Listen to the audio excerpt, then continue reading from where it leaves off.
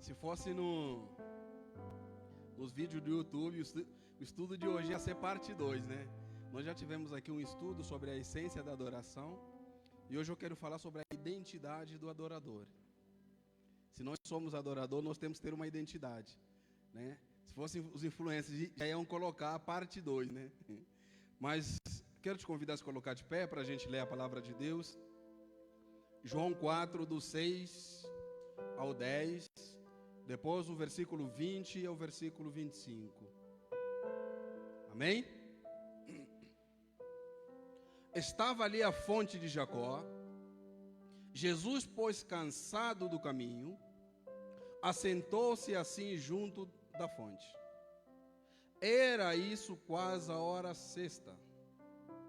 Veio uma mulher de Samaria tirar água. Disse-lhe Jesus: dá-me de beber.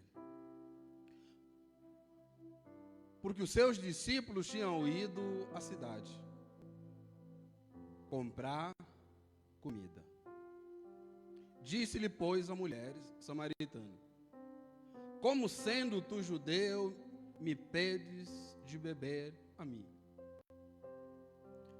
que sou uma mulher samaritana? Porque os judeus não se comunicavam como os samaritanos.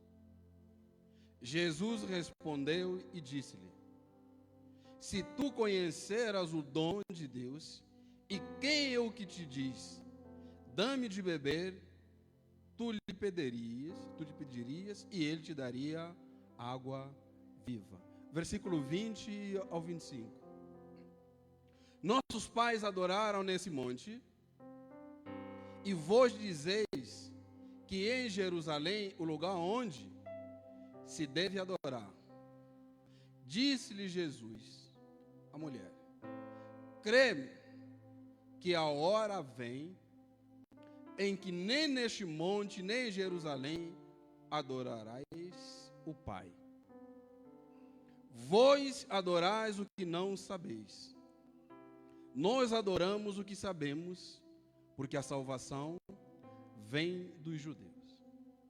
Mas a hora vem, e agora é, em que os verdadeiros adoradores adorarão o Pai em espírito e em verdade.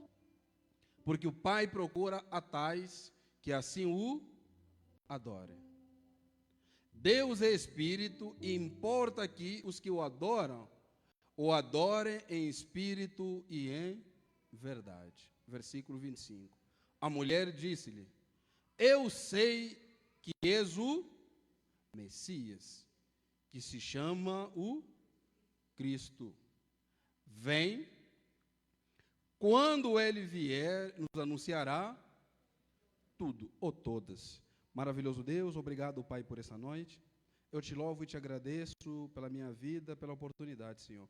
Usa-me com poder e autoridade, que eu diminua e que o Senhor cresça e possa falar através da minha vida, desde agora e para todo sempre. Amém. Pode sentar em nome de Jesus. Na quarta-feira passada, eu desbloqueei um pouco a mente dos irmãos, né? Os irmãos saíram aqui, alguns pensando. E eu mostrei no estudo passado que luz e claridade são coisas diferentes. Trevas e escuridão são coisas diferentes. Nós vimos que o primeiro dia não começou de manhã. O primeiro dia começou à tarde. E eu perguntei para vocês quando é que começa o dia. Vocês responderam para mim que o dia começa meia-noite. E eu perguntei se meia-noite é de manhã. Meia-noite está claro ou está escuro? É de dia ou é de noite? Mas o dia começa aqui, ó. Vocês ficaram com isso aí, vocês lembraram, e nós aprendemos isso. E hoje eu quero dar sequência sobre o estudo sobre... Nós já falamos aqui um estudo sobre a essência da adoração. E hoje eu quero falar sobre a identidade. Se você não estava no estudo da essência da adoração, eu trouxe para você uma visão que a adoração... Porque aqui começou uma grande conversa. A mulher falou: não, mãe, nós temos que adorar aqui. Como é que você fala que não é no monte nem em Jerusalém, se nossos pais adoraram aqui? E nesse estudo que nós aprofundamos sobre isso, eu disse para vocês que quando Deus começou a receber a adoração, começou aonde? No Éden. A Bíblia diz que Deus descia todas as tardes, na viração dos dias, para falar com Adão. Então essa adoração começou lá no Éden. Quando o homem peca, eles são expulsos do Éden. E aí então Deus já não recebia mais adoração no Éden. E Deus então encontra o homem e começa a se comunicar com o homem por meio de altares. E isso evoluiu até chegar nos montes. E a adoração que estava no Éden, Abraão começou a adorar agora nos montes. E essa adoração que estava sendo feita nos montes, ele terminou quando Moisés sobe no monte e ele recebe uma orientação para fazer um tabernáculo.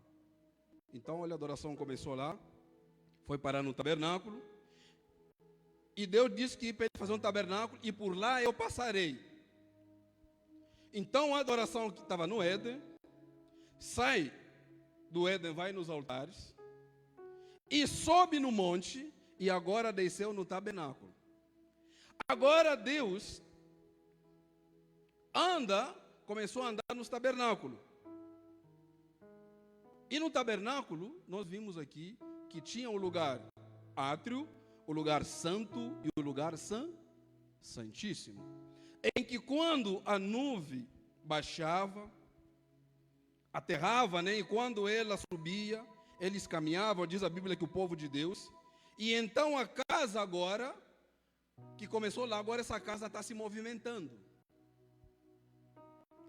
E isso então durou apenas até o tempo de Eli. Vai até o tempo de Samuel e até chegar o tempo de Davi. Davi diz então que eu habito em cedro, ou seja, uma casa de betão, e a tua arca está numa tenda. E Deus não permitiu que Davi construísse a casa do Senhor.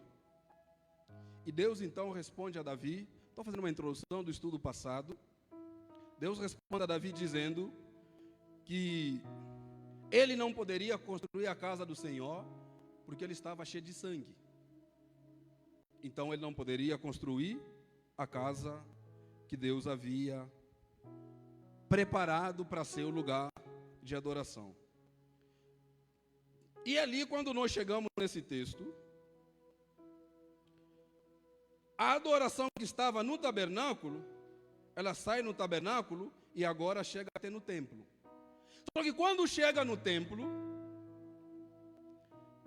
o templo é destruído e depois é reconstruído. E Deus fala lá em Ageu 2:9 que a glória da segunda casa será maior que da primeira. Ageu 2:9, os irmãos depois podem ler. E esse templo que é reconstruído, para reconstruir esse templo, durou até o tempo de Jesus. E Jesus, quando chegou, ele disse: eu vou destruir esse templo em quantos dias?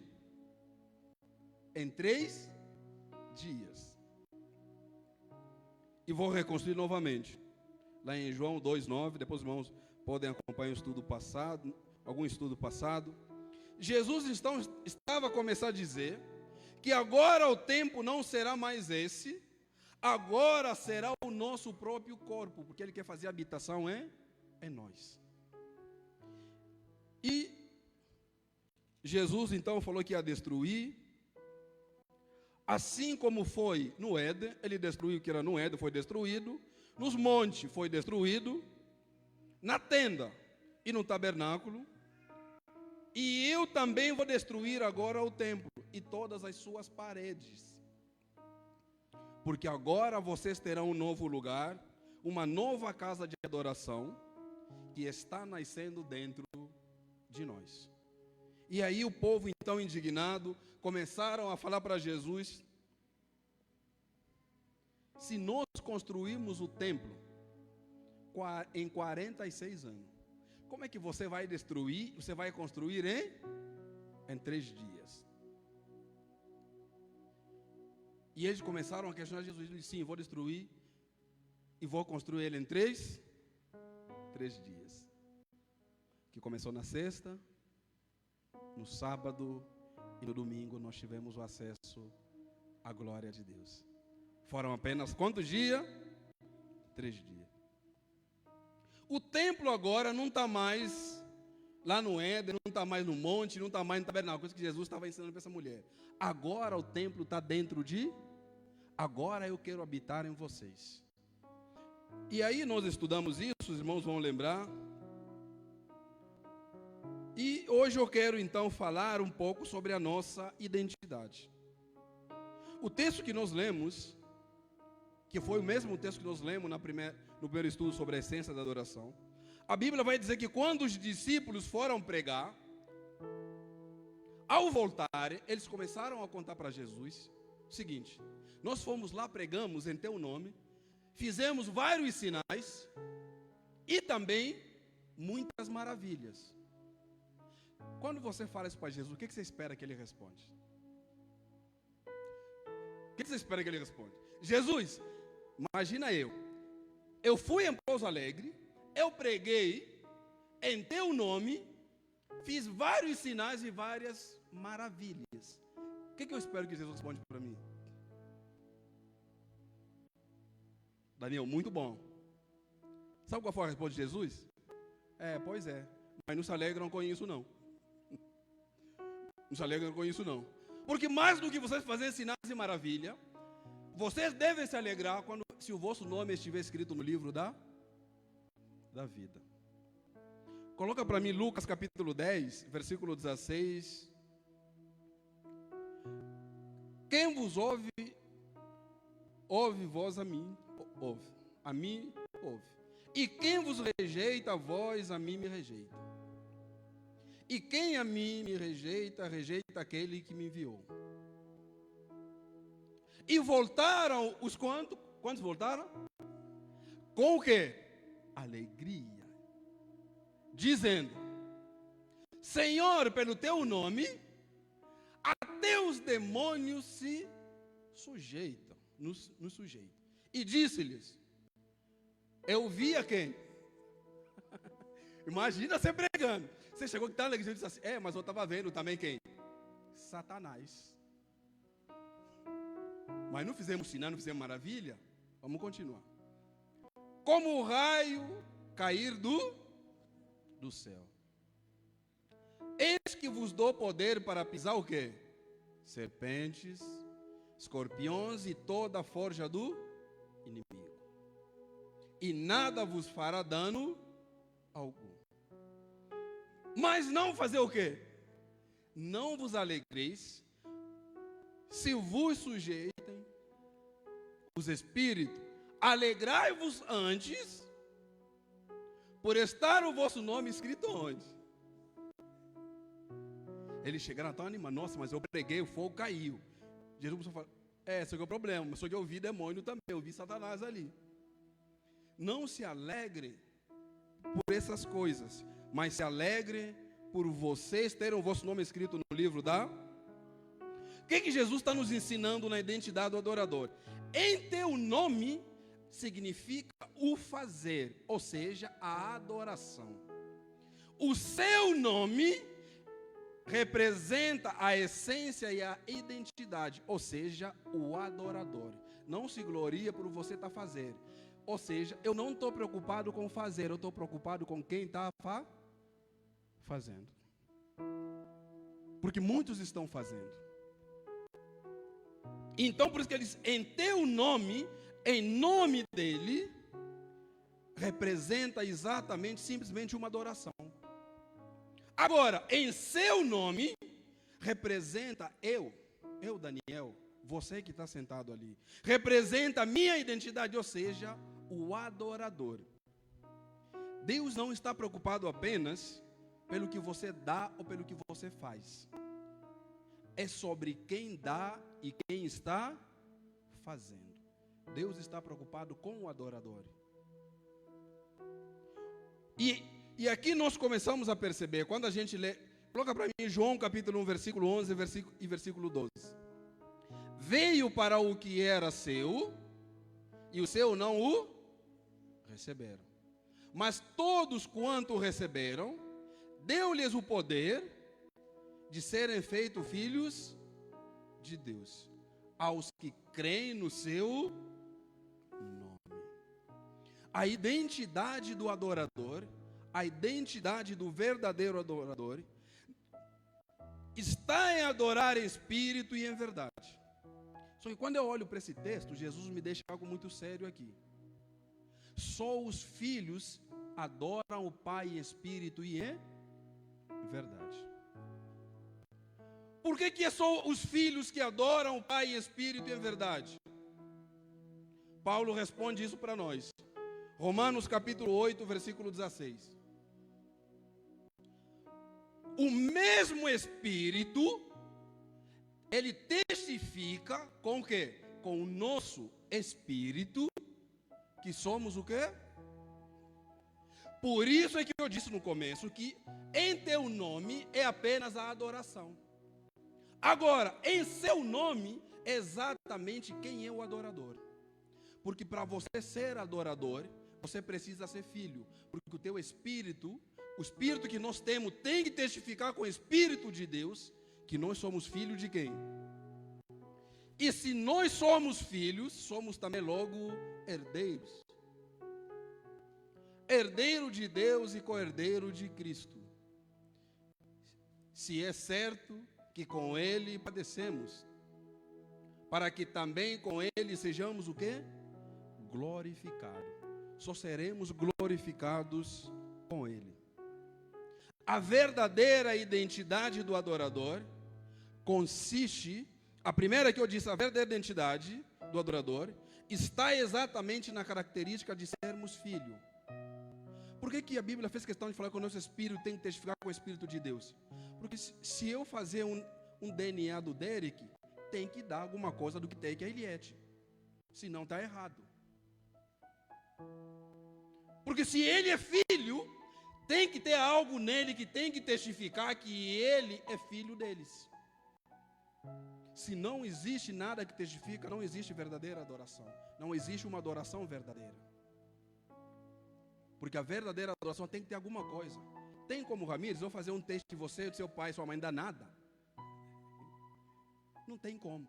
Então, o Espírito que está em você tem que testificar com o Espírito de Deus que verdadeiramente você é filho de Deus. Senão não dá. E a segunda, a verdadeira identidade do adorador consiste em crescer na percepção da pessoa de Jesus Cristo. Você tem que crescer à medida que você vai conhecendo a pessoa de Jesus. Vamos pegar a mulher samaritana. Como é que começou a conversa? Ela disse assim, ó, olha como é que ela começou a crescer. Como sendo tu, que? Judeu. Então, primeira coisa, ela percebeu que Jesus era porque Jesus não falou que era judeu. E aqui nós começamos a perceber, a mulher então entendeu que Jesus era E aí depois a conversa continua, ela disse que vejo que tu és um profeta. Ela entendeu, começou a crescer que Jesus era judeu, agora ela entende que Jesus é um profeta. E depois ela diz ainda, eis que és o Messias, o chamado Cristo. A verdadeira identidade consiste em crescer na percepção da pessoa de Jesus Cristo. Ela entendeu isso. Ela cresceu e entendeu quem era o Messias, quem era judeu, que ele era profeta e que ele era o Messias, o Cristo. Não quero me aprofundar nesse tópico, mas um dia a gente pode estudar sobre isso. Quando você estuda a Bíblia, você vai perceber que Jesus e Cristo representam duas naturezas, duas coisas diferentes. Cristo é exatamente uma pessoa, aquele que morreu. Jesus é uma pessoa que morreu e Cristo é exatamente a natureza. Por isso que quando você lê a palavra Cristo, você encontra nem as letras, lá nós já vimos aqui, quando você lê o Cristo, você percebe exatamente que o C, que é o Cordeiro de Deus que tira o pecado do mundo. E quando você olha para a letra R, você entende que ele é o Rei dos Reis, o o Senhor dos senhores e o Redentor. Quando você olha para a letra I, o Cristo, você entende que ele é a imagem do Deus invisível. Quando você olha para a letra S, você entende que ele é o Salvador, que ele é o Senhor e que ele é o soberano. E quando você olha para a letra T, você entende que ele é o Todo-Poderoso. E quando você olha para a letra O, você entende que ele é onipresente, onisciente e onipotente. Esse é o Cristo. Jesus é a pessoa. Efésios capítulo 4, versículo 12 e 13. Mas numa próxima oportunidade. Pastor, ainda não entendi por que disso aí. Um dia você vai entender com mais tranquilidade. Querendo o aperfeiçoamento dos santos, para a obra do mistério, para a edificação do corpo de quem? O corpo tem que ser edificado de Cristo.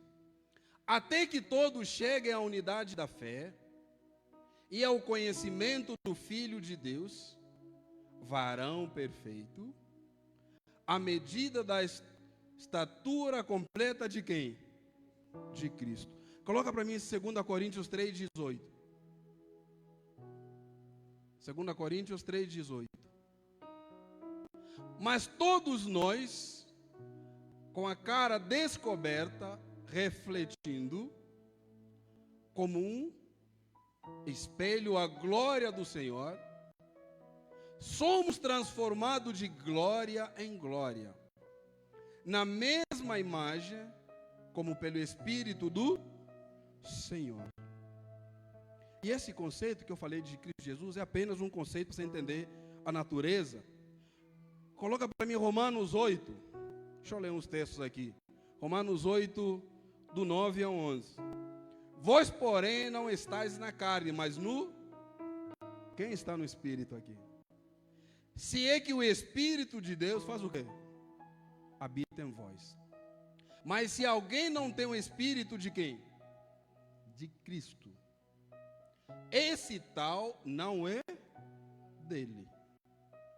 E se Cristo está em vós, o corpo, na verdade, está o quê?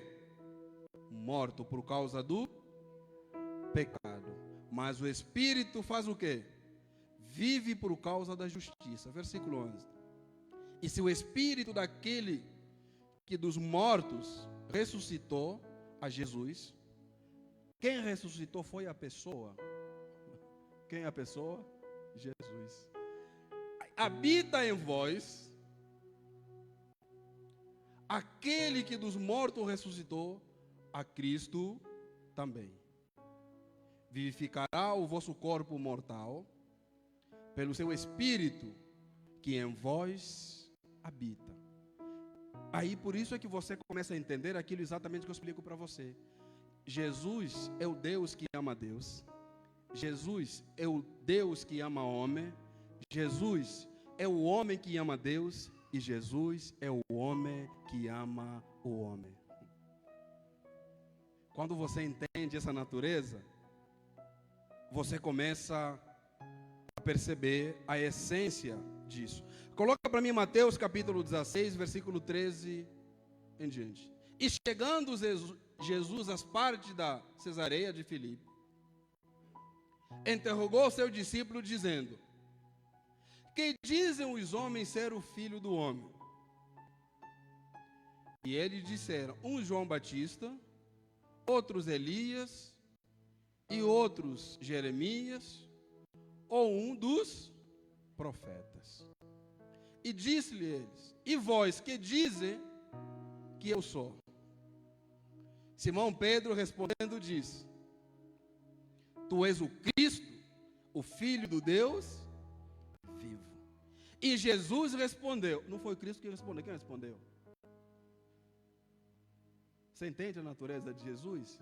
Ele é Deus que ama Deus. Ele é o Deus que ama o homem. Ele é o homem que ama Deus. E ele é ao mesmo tempo o homem que ama o...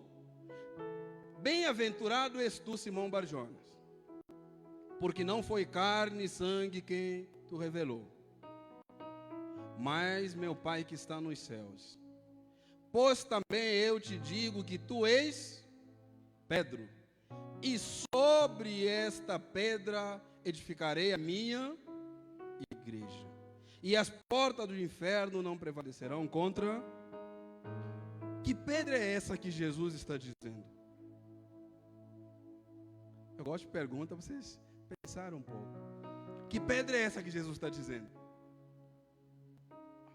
Tu és Pedro, e sobre esta pedra. Que pedra é essa? Que pedra? Oh, pedra de esquina. Imagina aqui, eu sou Jesus, você vai entender. Tu és Pedro, e sobre esta pedra, você está entendendo? Imagina eu, Jesus, falando para você. Tu és Pedro, e sobre esta pedra, quem é a pedra? Jesus. Agora eu vou mostrar o que você talvez nunca entendeu. 1 Coríntios, Angélica, capítulo 10, versículo 1 ao 4. Presta atenção nesse texto. Você vai aprender algo que talvez você nunca tinha parado para pensar. Ora, irmãos, não quero que ignoreis. Então já quero dizer para você, não ignore o que eu vou ler aqui. Não ignoreis que nossos pais estiveram todos debaixo da nuvem, e todos passaram pelo mar, e todos foram batizados em Moisés, na nuvem e no... Agora onde eu quero chegar. E todos comeram de um mesmo manjar, o quê? Espiritual. E beberam todos de uma mesma bebida espiritual. Porque bebiam da... Você come da pedra? Você bebe da pedra? Eles bebiam e comiam da pedra espiritual que os seguia. E a pedra era... Por isso é que Moisés não poderia bater a rocha.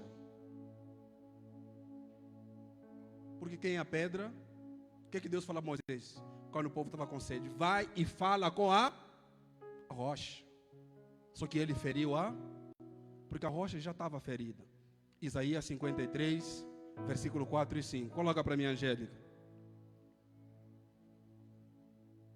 Verdadeiramente Ele tomou sobre si as nossas enfermidades e as nossas dores levou sobre si. E nós o reputamos por aflito e ferido de Deus e oprimido. Mas Ele foi o quê? Ferido pelas nossas transgressões e moído pelas nossas iniquidades. O castigo que nos traz a paz estava sobre Ele, e pelas suas pisaduras fomos... Por isso é quando você lê Números, Deus pediu para Moisés, você não pode ferir. Só tem que falar com a pedra. Não é para você ferir a pedra, porque essa pedra espiritual caminhava com eles, essa pedra dava para eles de comer e dava para eles de beber. E a pedra era quem? Jesus. Moisés fala com a rocha. E quando Moisés fere a pedra, o que aconteceu? Deus leva ele no monte, mostra a ele a terra prometida e diz que tu não vais entrar. Não era para ele ter ferido a pedra. Era só para ele ter falado. Deus não começou fazendo, Deus começou falando. E disse Deus, haja luz. E houve luz. Era só falar. Se você quiser ler Números 20, do 1 ao 12, você vai ver esse texto ali que eu acabei de falar. Agora deixa eu fazer uma pergunta. Qual era a prioridade daquela mulher? Qual era a prioridade daquela mulher? A mulher samaritana foi fazer o quê? Então qual era a prioridade dela? Buscar água. Ela encontrou a água, sim ou não? Quando ela encontrou, ela levou a água ou não? Levou a água ou não? Ué. Estou perguntando mesmo para vocês. Ela foi no poço fazer o quê? Ela encontrou a água, sim ou não? E ela, quando foi embora, levou a água ou não? Levou ou não? Não. Por que ela não levou? Por quê? Porque ela entendeu que a sua prioridade não era mais a água, porque ela encontrou a fonte de água. Então, a verdadeira identidade do adorador está quando nós entendemos e permanecemos na plenitude da essência da adoração, as nossas prioridades mudam. Então, a verdadeira identidade do adorador, quando ele está na essência da adoração, na plenitude da vontade de Deus, as suas prioridades mudam. O que diz? Vamos lá, coloca para mim, Mateus 6:33. Vou terminar com esse texto, depois talvez eu leia mais um. Todo mundo conhece, o que diz o texto? Mas buscai primeiro o reino e a sua justiça, e todas estas coisas vos serão.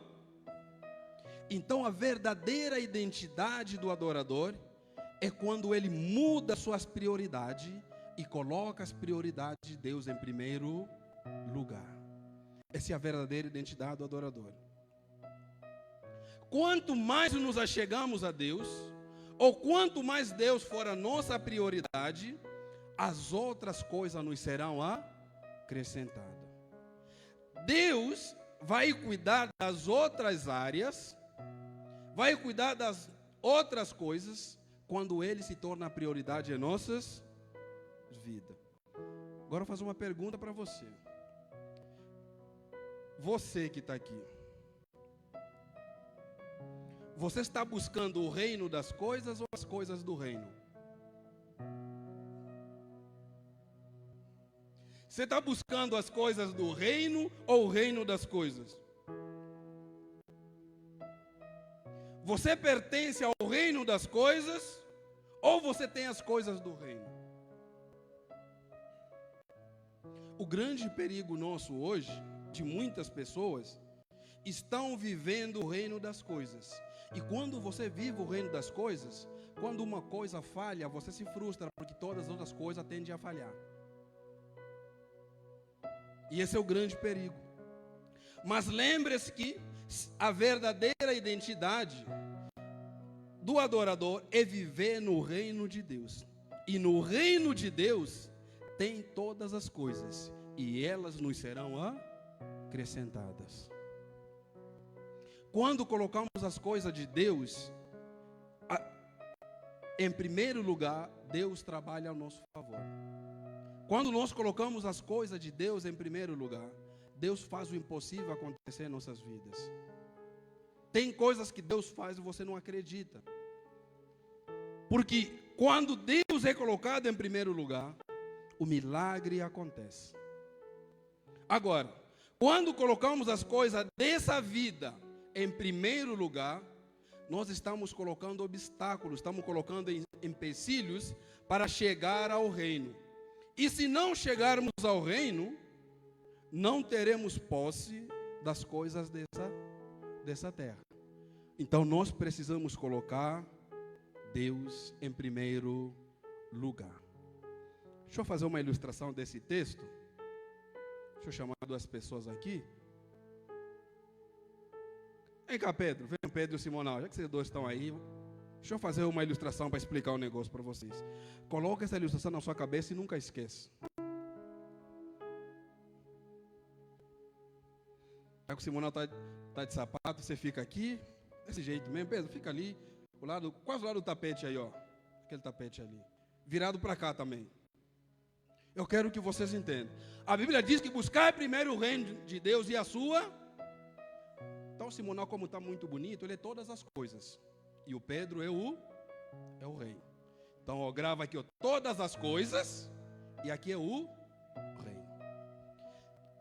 Eu disse para vocês que quando colocamos as coisas dessa vida como prioridade, nós não conseguimos chegar ao reino. As coisas estão aqui. Se eu começar a alcançar as coisas, eu consigo chegar no reino? Eu estou buscando as coisas. Eu estou pegando todas as coisas, eu estou conseguindo alcançar o reino?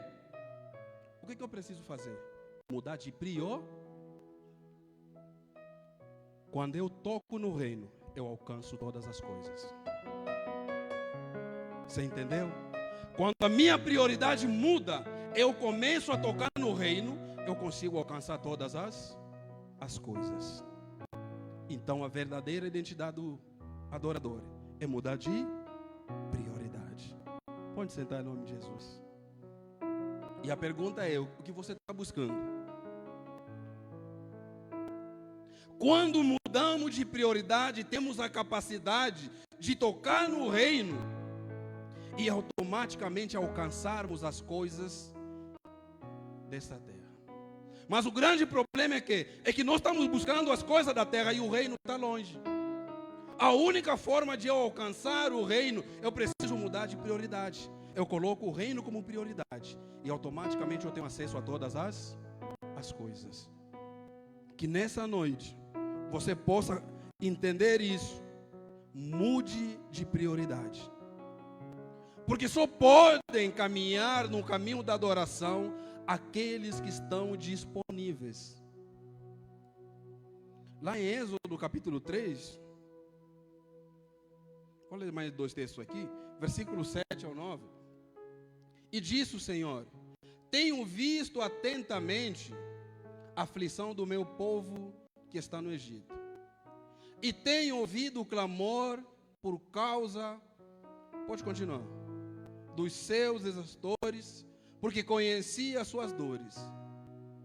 Portanto desci para livrá-lo da mão dos egípcios. Deus, escute bem o que eu vou falar para você. Jesus não desceu por causa, eu disse aqui, acho que foi no domingo dos perfeitos. Jesus desceu e se manifestou por causa dos que estão disponíveis. Porque quem está disponível, ele olha as coisas do reino, ele muda de prioridade. Ele busca o reino, porque ele sabe que quando ele está no reino, ele tem acesso a todas as coisas. Só que você precisa estar disponível, porque mudar dói. Mudar não é fácil. Quando você está acostumado com algo, para você mudar não é fácil. Então, a essência da adoração é poder viver grandes coisas quando mergulhamos nas dimensões mais profundas de Deus. Se você quer viver grandes coisas, mergulhe nas profundezas de Deus. Não se preocupe com as coisas, mude de prioridade, vai ao reino.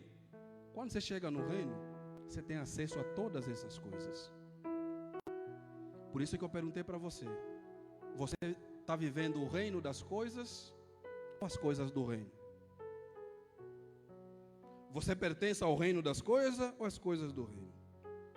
E isso fica muito claro. A Bíblia vai dizer que Abraão, quando Deus pede para ele sacrificar seu filho, a Bíblia vai dizer que Abraão chama Isaac. Só que nessa trajetória aconteceu algo muito interessante. Abraão então pede para Isaac levar a lenha. E quando chega lá em cima, coloca Isaac sobre a lenha. Você entendeu o que eu disse? Isaac sobre as lenhas e lenhas sobre Isaac. Isaac estava carregando as lenhas, só quando chega lá em cima, depois que montam, colocam Isaac em cima das lenhas. Isaac sobre as lenhas representa o propósito e a finalidade. Lenhas sobre Isaac representa o serviço. Isaac estava levando lenha, o serviço dele era levar lenha. Mas quando ele chegou lá, ele perguntou: cadê o Só que quem ia ser... Qual que era o propósito?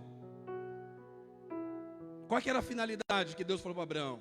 Era sacrificar seu filho. E aqui nós começamos a entender. O pai caminhava com seu filho, mas o filho era o sacrifício. Deus caminhava com seu filho, mas o seu filho era o sacrifício vivo, para nos salvar, para nos libertar. Deus não precisa apenas do seu serviço, e sim da finalidade e do propósito. O problema não é você vir na igreja, vir nos cultos, mas a pergunta que você deve fazer é: com qual finalidade ou qual propósito que saí da minha casa para vir aqui? Por que você saiu da sua casa para vir aqui hoje? Essa é a pergunta que você tem que fazer todo dia. Qual é o propósito que fez você sair da sua casa para chegar até aqui? Se você não sabe, você vai ter que voltar um passo atrás, para depois você ler esse texto. Coloca o texto para mim, 1 Coríntios 10, 31.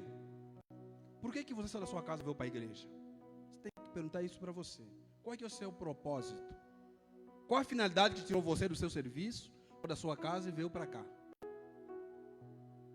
Ah, pastor, eu vou só na igreja porque hoje é quarta-feira. Você está perdendo tempo. Porque a Bíblia diz, portanto, quer fazeres o quê? Quer comais, quer bebais, ou façais outra coisa qualquer, fazei tudo para a glória de Deus. Se você não sabe porque você da sua casa veio até aqui, você precisa dar uns passos para trás. Porque a verdadeira identidade do adorador está no propósito e na finalidade da adoração. Por isso é que quando eles chegaram até Jesus, fizemos sinais maravilhas. Jesus, não adianta se alegrar com isso, porque esse não é o propósito. Se alegre quando o vosso nome estiver escrito aonde? No céu.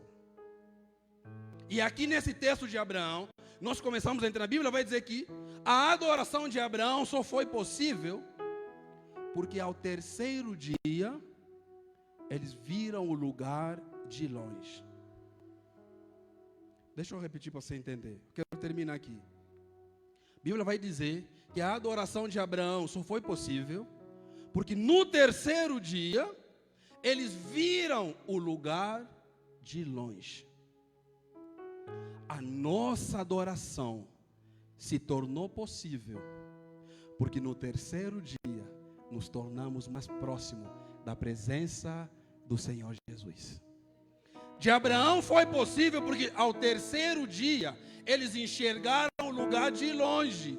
Mas a nossa adoração se tornou possível porque no terceiro dia nós nos tornamos mais próximos, porque o véu se rasgou do alto para baixo.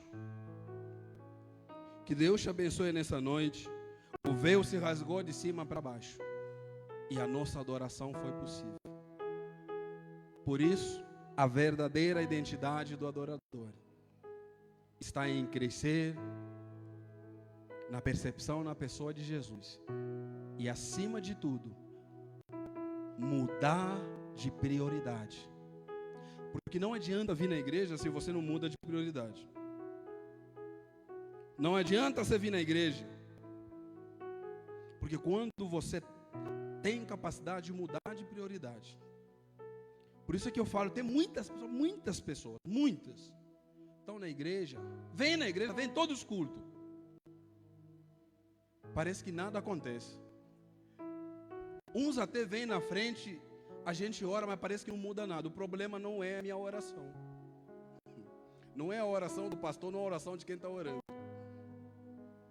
É preciso mudar de prioridade.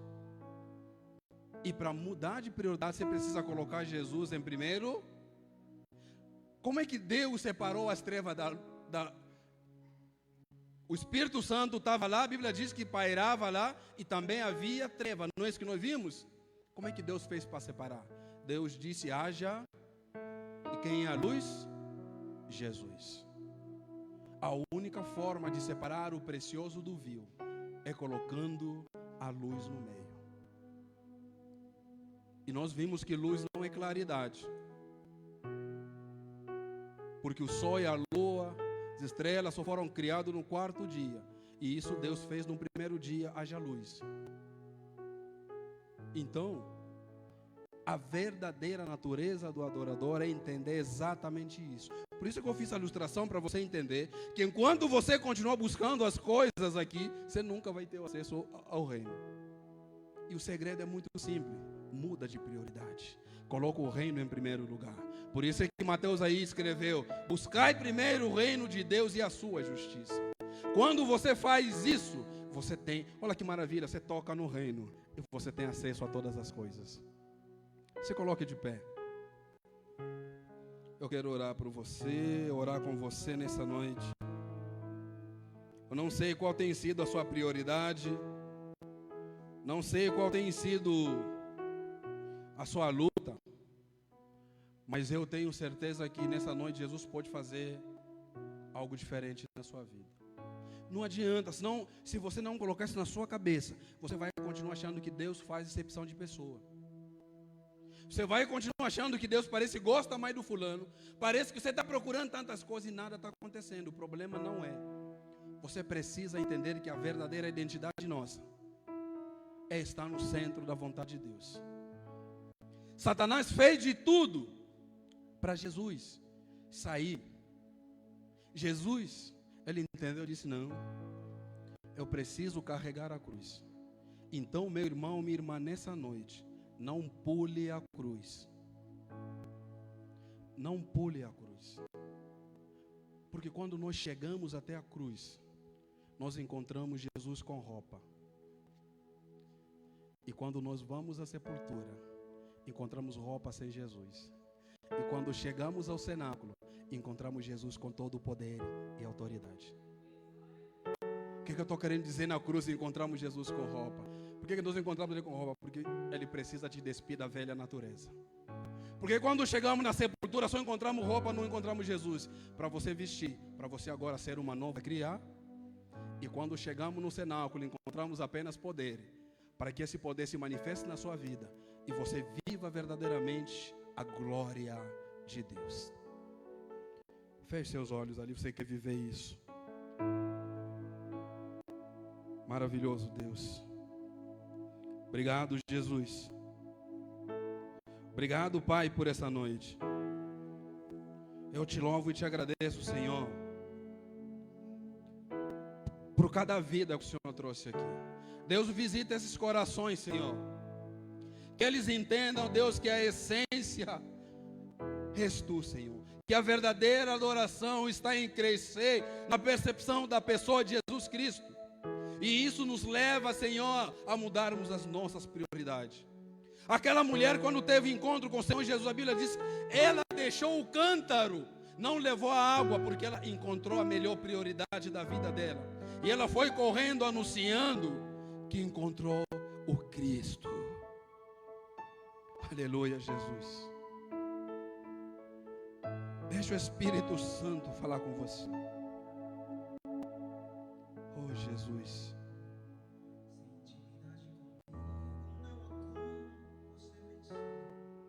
Aleluia. Madrugada me busca. Oh, Jesus. Sem examinar as escrituras, não há como descobrir os segredos que tenho para você. Obrigado, Jesus. Mas sondei seu coração e vi desejo de me adorar. Foi pensando então que descobri-me a ti me revela e lhe contar alguns segredos para uma vida de vitória e de conquista. Escuta o que eu vou lhe dizer, filho. Enquanto eu for sua prioridade, pode vir o que vier.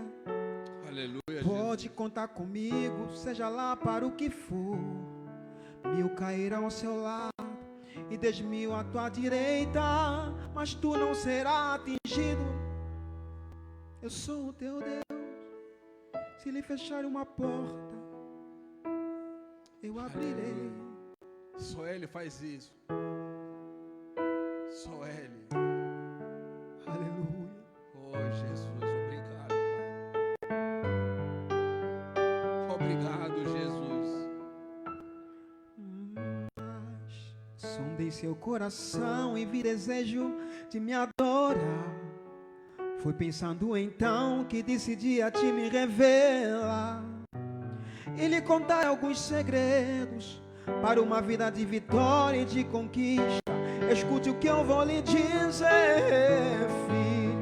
Enquanto eu for sua prioridade, pode vir o que vier. Podes também contar comigo, seja lá para o que for. 1000 cairão ao teu lado e 10.000 à sua direita, mas tu não serás atingido. Verás livramento, sou eu teu Deus. Se lhe fecharem uma porta, outra porta para você eu abrirei. Eu creio. De preferência onde não tem paredes, só para mostrar que sou o Deus da tua vida. Sou eu o Deus da tua história, e ninguém irá sentar à mesa enquanto com glória eu não te honrar. Aleluia. Obrigado, Jesus. Pai, eu te louvo e te agradeço, Senhor, pela oportunidade de estarmos aqui. Obrigado, Senhor, que cada dia nós venhamos viver a verdadeira identidade, Senhor. Que não venhamos apenas viver por aparência, que não venhamos viver por engano, que não venhamos viver apenas por aquilo que nós queremos, mas por aquilo que o Senhor é, por aquilo que o Senhor é em nossas vidas, ó Pai, porque o Senhor é a verdadeira identidade do cristão. O Senhor é a verdadeira imagem e referência que nós devemos ter como cristão, porque não existe outra, Senhor, porque só o Senhor é Deus. Só o Senhor faz o impossível acontecer. Por isso nós não nos gloriamos na nossa força, nem na nossa sabedoria. Nós queremos gloriar em conhecer cada vez mais a Ti. Nós queremos prosseguir em Te conhecer mais e mais e todos os dias, ó Pai. Obrigado, Espírito Santo de Deus. Eu Te louvo e Te agradeço, desde agora e para todo sempre. Amém? Que Deus abençoe os irmãos, que vocês possam refletir nessa mensagem, mas não basta só refletir, é preciso viver. Eu falo sempre assim, que às vezes muita gente pergunta, fala para mim assim, ó, mas como é que isso aqui está dando certo? Eu falo assim, isso aí é muito simples. Não tem feitiço, não tem magia, não tem nada. Segredo é a palavra de Deus. Esse aqui é o segredo. Não se compra nada, não se paga nada. Deus apenas quer você com o coração aberto, com o coração disponível, para Ele poder encher esse vaso. Quem vai encher Ele só quer ter espaço. Quanto tempo na nossa casa nós estamos orando, buscando a Deus? Quanto tempo nós estamos investindo a nossa vida de oração? Quanto tempo você está investindo a vida da leitura da palavra de Deus? Busque a Deus verdadeiramente. Tenha tempo com Deus. E se está difícil, fale com nós, fala com os irmãos, pede orientação que nós vamos te ajudar. Mas não espere você chegar no poço para depois você clamar a Deus. Por que eu não posso esperar, pastor? Porque às vezes o seu poço não tem mais volta. Às vezes o poço que você vai chegar vai te levar à vida. Mas quando você tem a verdadeira identidade, você vai dizer como Paulo diz: o morrer para mim é ganho. Porque ele agora entendeu que já não vivo mais eu, mas Cristo vive em mim. Que a nossa vida seja assim. Eu confesso que eu fico muito triste. Às vezes eu converso com pessoas que já deveriam ter crescido muito tempo na vida, como eu disse domingo. Tem gente que às vezes nem pastor, nem líder vai colocar grandes coisas nas suas mãos, enquanto você não vencer as suas fraquezas. Você pode ser a melhor pessoa, mas ele não confia em você dar algo grande. Você precisa ser alguém que tem uma identidade. João Batista é a melhor pessoa para nos ensinar sobre identidade. Ele começou a batizar todo mundo, queria saber quem ele era. E todo mundo foi perguntar quem ele era. E João vira: eu sou a voz do que clama no deserto. Ele não disse que eu sou a voz que clama, eu sou a voz do que clama no deserto. Quem está clamando, pastor? Pai, se possível, passa de mim esse cálice, mas todavia seja feita a tua vontade. Que você possa verdadeiramente viver essa natureza na sua vida. Você vai ver grandes coisas a fazer.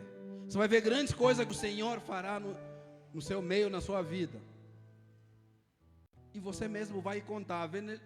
Eu até nem vou precisar saber, mas enquanto você não tiver uma identidade. Você acha que as pessoas foram perguntar que era João Batista por causa do quê?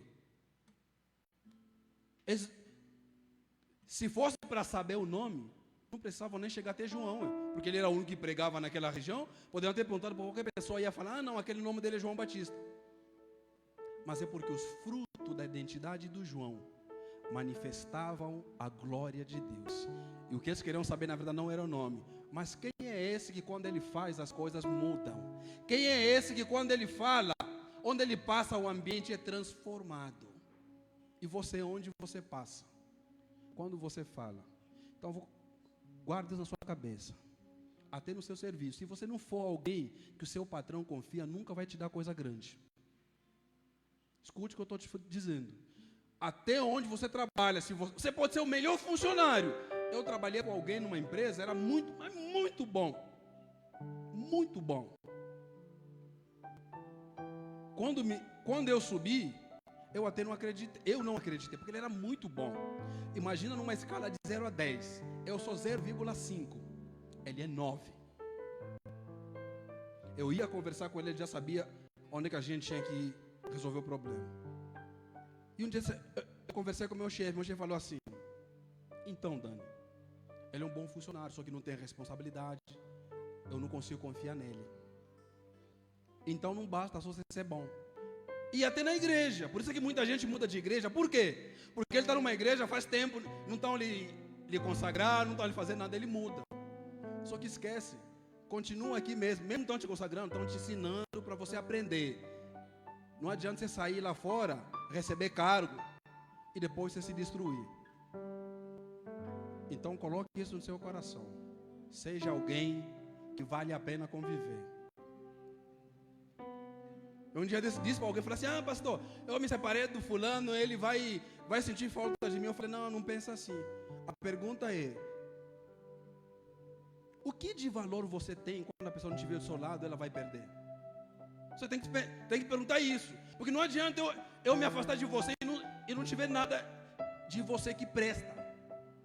A pergunta é, o que você, se estiver longe de mim, que eu vou sentir falta, alguma coisa que agregou na minha vida, o que é? O que está agregando na vida de alguém, se você não tiver, vai fazer falta? O que é?